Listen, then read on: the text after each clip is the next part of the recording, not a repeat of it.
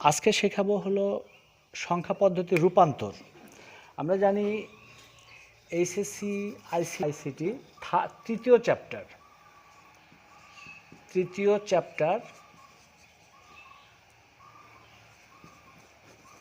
চ্যাপ্টারের প্রথম অধ্যায়ে আছে হলো সংখ্যা পদ্ধতি রূপান্তর। সংখ্যা পদ্ধতি রূপান্তর সংখ্যা পদ্ধতির রূপান্তর বিষয়টা 12টা পদ্ধতি আছে, 12টি রূপান্তর পদ্ধতি আছে। রূপান্তর ভিডিওটা পজ করে বারবার দেখলে পারে আপনি রূপান্তর পদ্ধতি, আপনারা যারা শিক্ষক আছেন, যারা স্টুডেন্ট আছেন, তারা এই রূপান্তর পদ্ধতি সুন্দরভাবে শিখতে পারবেন আশা করি। তা আমি একদম সহজভাবে শিখাবো। প্রথমে 12টার মধ্যে প্রথমে শিখাবো হলো দশমিক সংখ্যা থেকে কিভাবে বাইনারি, অক্টাল, হেক্সা নিতে হয়। কি বলেছি যে প্রথম নিয়ম আপনারা খাতায় লেখেন। প্রথম নিয়ম হলো আমাদের সচরাচর যে পদ্ধতি আমরা সবসময় ইউজ করি সেটা হলো ডেসিমাল সংখ্যা পদ্ধতি বা দশমিক সংখ্যা পদ্ধতি। এই ডেসিমাল বা দশমিক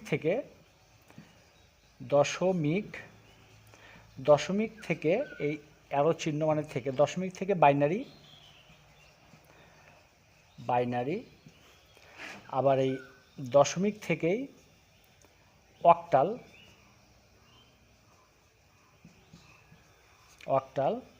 আর এই দশমিক থেকেই হেক্সা ডেসিমাল। প্রথমে আমরা 3টা শিখব, একই নিয়ম। দশমিক থেকে বাইনারি, অর্থাৎ যেমন একটা সংখ্যা 9 থেকে 9-এর বাইনারি কত সেটা বের করব, আবার 9-এর অক্টাল কত সেটা বের করব, আবার 9 বা তার চেয়ে বড় কোনো সংখ্যা থেকে হেক্সাডেসিমাল বের করব। এই যে রূপান্তর, এগুলো পরীক্ষাতে আসে, সবসময় আসে, পরীক্ষাতে আসে, ভর্তি পরীক্ষায় আসে, বা এমনি আশেপাশে স্কুল কলেজের স্টুডেন্টরাও জিজ্ঞেস করে যে দেখি 9-এর বাইনারি বলো তো দেখি কত, বা যদি বলে যে 11-এর বাইনারি কত, 25-এর বাইনারি কত। তা আমরা এখান থেকে শিখে নিব যে কিভাবে ডেসিমাল সংখ্যা বা দশমিক সংখ্যা থেকে বাইনারি, অক্টাল, হেক্সাতে রূপান্তর করতে হয়।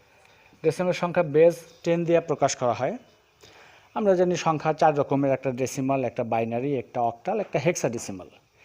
তা আমি ডেসিমাল থেকে বাইনারি রূপান্তর করব। বাইনারি বেজ হলো 2 আমরা জানি, অক্টালে বেজ হলো 8 এবং হেক্সাডেসিমাল বেজ হলো 16 বা 16। নর্মালি দশমিকের বেজ হলো 10। এর কারণ তো আমরা জানি যে 10টা সংখ্যা আছে, 0 থেকে 9 পর্যন্ত 10টা সংখ্যা। বাইনারি সংখ্যা হলো 0 এবং 1। তো 9 ডেসিমাল থেকে আমি যদি বাইনারির হর চিহ্ন বাইনারি বের করতে চাই, তাহলে আমাকে এই 9কে 2 দিয়ে ভাগ দিতে হবে ক্রমাগত। 9কে 2 দিয়ে ভাগ দিলে হয় 4, উত্তর হলো 4, 4 দুগুণে 8, বাঁচে কত 1। অর্থাৎ প্রথমটা হলো ভাগফল, আর পরেরটা হলো ভাগ শেষ। 4 দুগুণে 8, 9 ভিতর থেকে 8 বাদ দিলে ভাগ শেষ থাকে 1।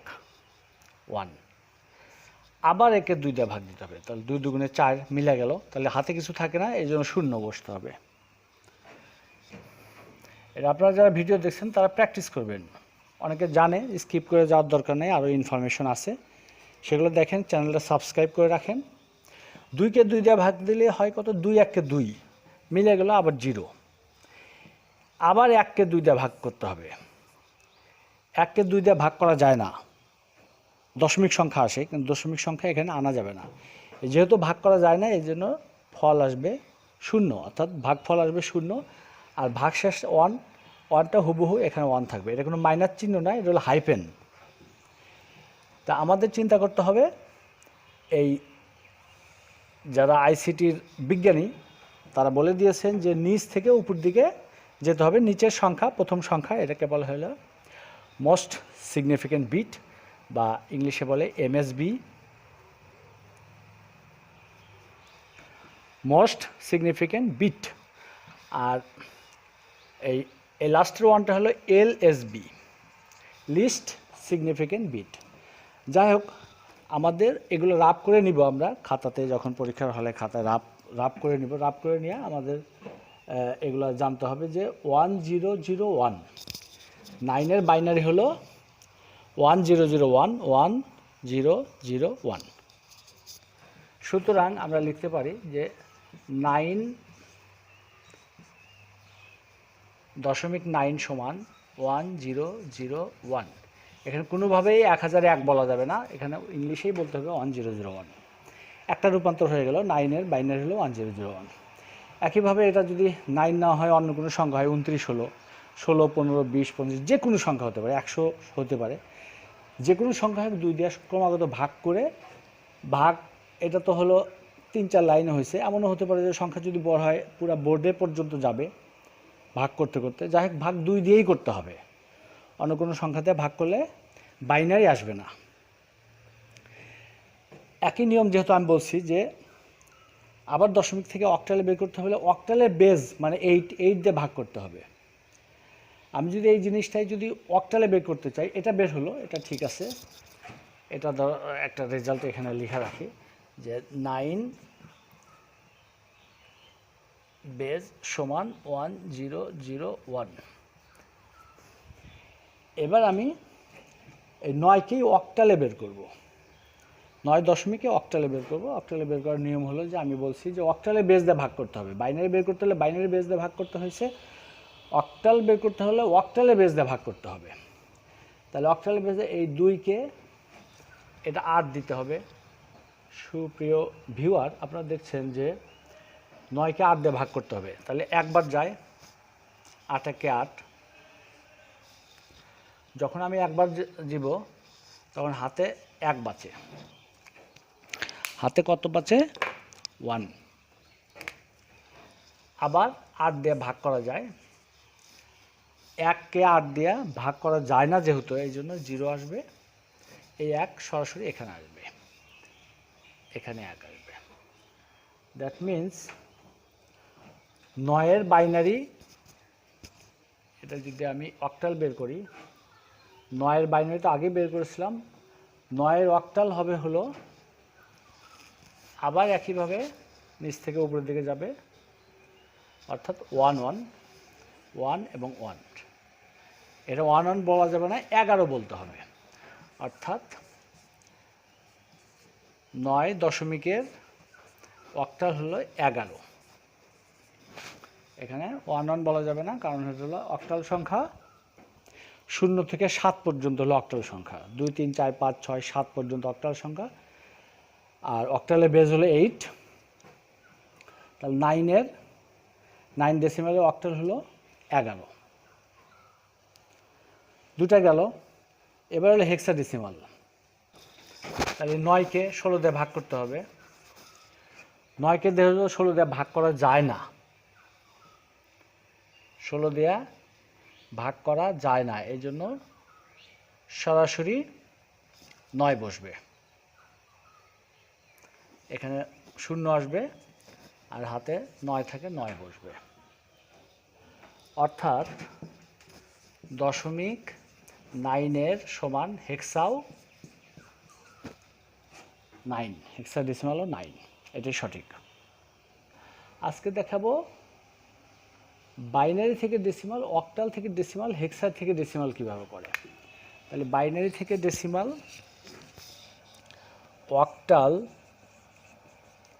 অক্টাল থেকে ডেসিমাল, আর হেক্সা থেকে ডেসিমাল। তাহলে বাইনারি সাপোজ হলো 101 থেকে ডেসিমাল কত সেটা বের করবো। অক্টাল সাপোজ মনে করেন যে অক্টাল হলো 27 থেকে ডেসিমাল কত সেটা বের করতে হবে।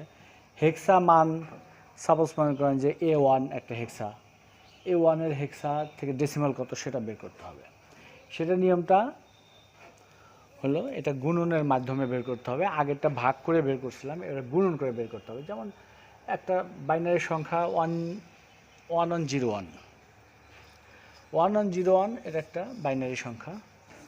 এই 1101 থেকে আমি ডেসিমাল বের করতে হবে। ডেসিমাল বের করতে হলে প্রতিটা সংখ্যাকে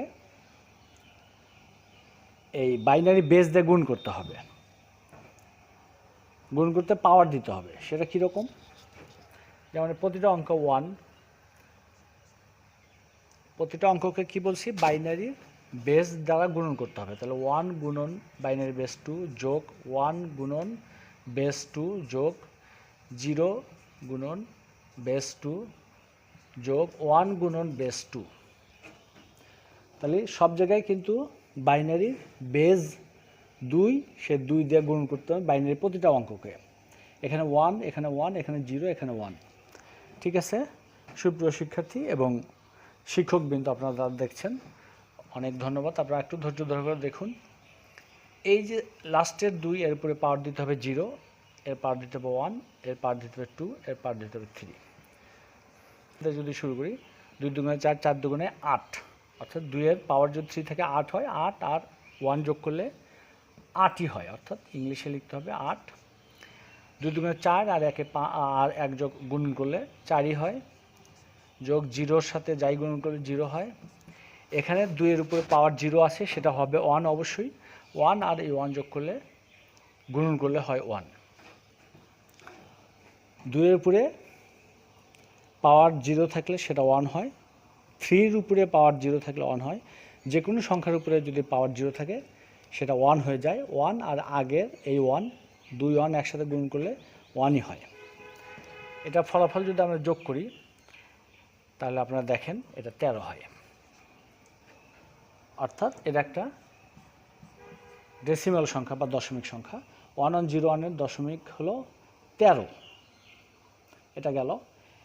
এবার আমরা বের করতে হবে যে অক্টাল থেকে ডেসিমাল। তাহলে এখানে একটা অক্টাল সংখ্যা লিখতে হবে আর এইভাবে গুণ করতে হবে অক্টালের বেস দ্বারা। আমি যদি এখানে 28 লিখি তাহলে এটা কোনো অক্টাল সংখ্যা হবে না, কিন্তু যখনই আমি এখানে 27 লিখব এটা একটা অক্টাল সংখ্যা হয়ে গেল।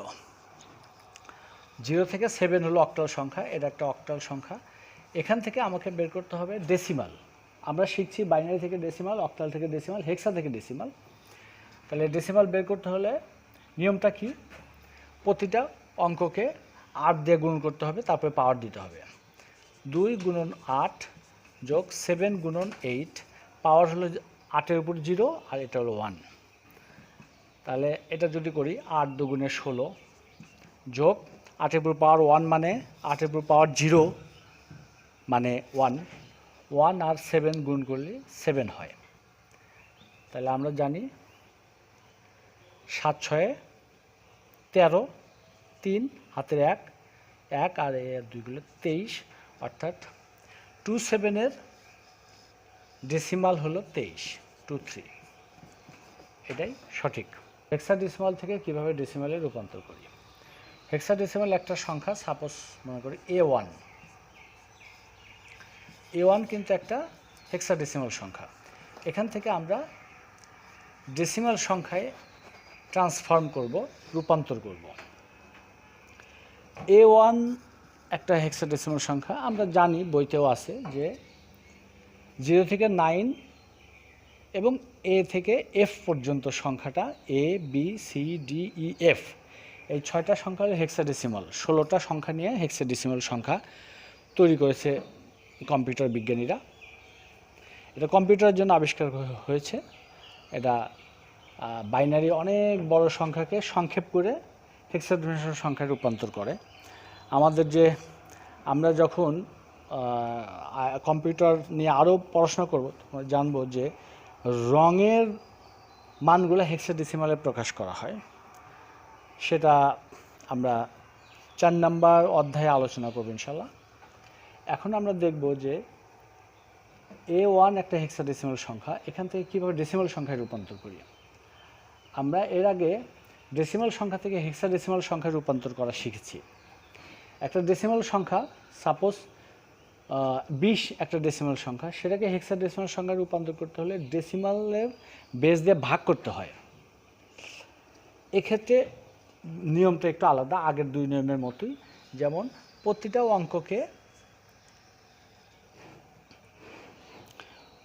অঙ্ককে বেস দিয়ে গুণন করতে হয়, মাঝখানে যোগ চিহ্ন রেখে বেস দিয়ে গুণন করতে হয়। তাহলে A গুণ 16, 1 গুণ 16, বেস দিয়ে গুণ করলাম এবং পাওয়ার দিতে হবে 16 উপরে 0 পাওয়ার আর এই 16 উপরে 1 পাওয়ার। এবার আমরা জানি বইতে আছে a সমান 10 10 গুণন 16 তো 16ই যোগ এই 1 গুণন 16 এর উপরে পাওয়ার 0 তার মানে এটা 1। 16 10কে 160 যোগ 1 1কে 1 দ্যাট মিন্স 161। উত্তর হলো a1 সমান 161। এটা দশমিক সংখ্যা। আজকে আমরা রূপান্তর শিখলাম হলো ডেসিমাল সংখ্যা থেকে কিভাবে বাইনারি সংখ্যা নিতে হয়, ডেসিমাল সংখ্যা থেকে কিভাবে অক্টাল সংখ্যা নিতে হয়, ডেসিমাল সংখ্যা থেকে কিভাবে হেক্সাডেসিমাল সংখ্যা নিতে হয়। আরও শিখলাম যে কিভাবে বাইনারি সংখ্যা থেকে ডেসিমাল সংখ্যা নিতে হয়, কিভাবে অক্টাল সংখ্যা থেকে ডেসিমাল সংখ্যা নিতে হয়, কিভাবে হেক্সাডেসিমাল থেকে ডেসিমাল সংখ্যা নিতে হয়। সুপ্রিয় শিক্ষক এবং সুপ্রিয় ছাত্রছাত্রীবৃন্দ, আপনারা স্কিপ না করে দেখার জন্য আপনাদের অসংখ্য ধন্যবাদ এবং আমার চ্যানেলের সাথে থাকুন, আরও ভিডিও দিব ইনশাআল্লাহ।